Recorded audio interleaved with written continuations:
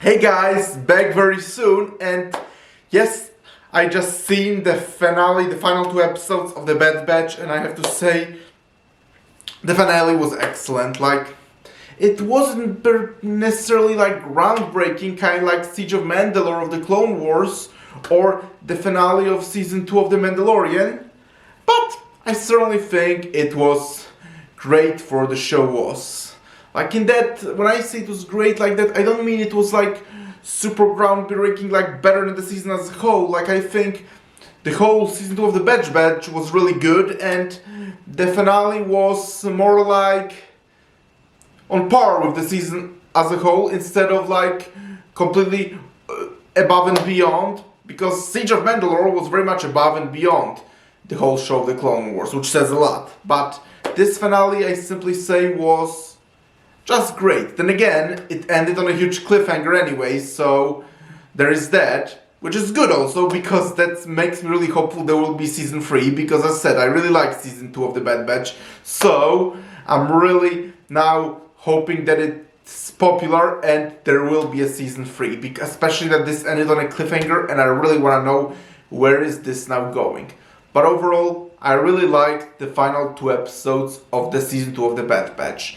Like, I made the review where there were still 4 episodes left, and episode 13 was a filler, a pretty good filler, but still just a filler. And then episodes 14 and 15 were pretty much sets up for the very last episode. And here, lots of things happened. Like, for example, we are finally learning how the stormtroopers came to be, because now we see how the Empire is planning to get that information out of the Kaminoans. So we'll finally learn the full scale of how clones transfer to stormtroopers, although I think we'll learn a lot more in season 3 if it happens. And also, like, we really see how evil Tarkin is. Then again, we already knew before from the New Hope and everything else, but here it further shows Tarkin's cruelty and how he doesn't care about his own soldiers and is willing to let them die if it means achieving his goals. And the conversation between Governor Tarkin and his other Imperials was really interesting and really cool. And I also liked the cameo of Orson Krennic from Rogue One. That was a nice cameo, I like that. I do kind of like cameos in general. Also, episode 15 had a very emotional, sad moment. I'm not going to say exactly what exactly, because like this is a spoiler, and I will try to have you see some things for yourself. Like there are already lots of spoilers in this review anyway, but this one very sad moment in episode 15 is something I will not tell you what was it, but it was really sad and emotional and very well done. So yeah. And then the very last episode is how the Bad Batch, like Hunter and Wrecker, they are kidnapped by the Empire and the Empire scientist, and of course they are told that unless they hand over Omega, they're gonna be killed. And that's what I love. I love the loyalty and how they refuse to give up Omega even if it means dying. And then Omega confronted them and basically told the Empire to release her friends, but still refused to give herself up. But sadly, the Empire in this case outsmarted her and took her to the facility where she discovered Crosshair. And the ending ends with her interaction with another scientist, and there is a really interesting twist that I'm sure we'll learn a lot more in season 3. Again, if it happens. But that's another thing I'm not going to spoil.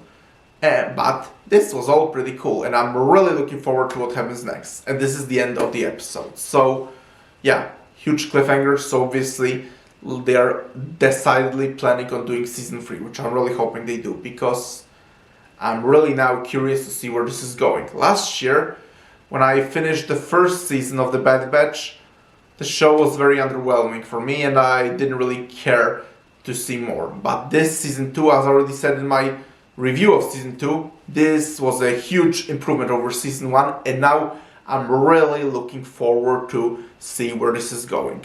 Overall, I love that the Bad Batch season 2 overall is much darker than the season 1, and possibly darker than many of the season Clone Wars, like it should, like it takes place during the Empire, so obviously, and I'm glad it's certainly taken way more risks than Season 1. Season 1 very decidedly played it safe, but Season 2 very much now takes risks, probably more than the Clone Wars, and the Clone Wars was kind of like, had to stick with what Revenge of the Sith already established, but since the Bad Batch is entirely about characters that weren't in the movies, it has more freedom, thus more risks can be taken.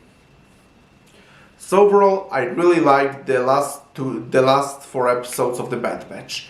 And again, as I already said it, and I'm going to say it again, I'm really curious to see where this is going. So, yeah, I probably said it in my review of the Bad Batch, but I'll say it again. Bad Batch, you have my attention. As I said, I didn't like Season 1, but thanks to Season 2, the show has my attention, and yeah. So, did you see the Season 2 of the Bad Batch, including the finale? What did you think about it? Please press the like button, and I will talk to you soon. Actually, I'll tell you right now what I have for you. I have a really awesome video game review coming up for you.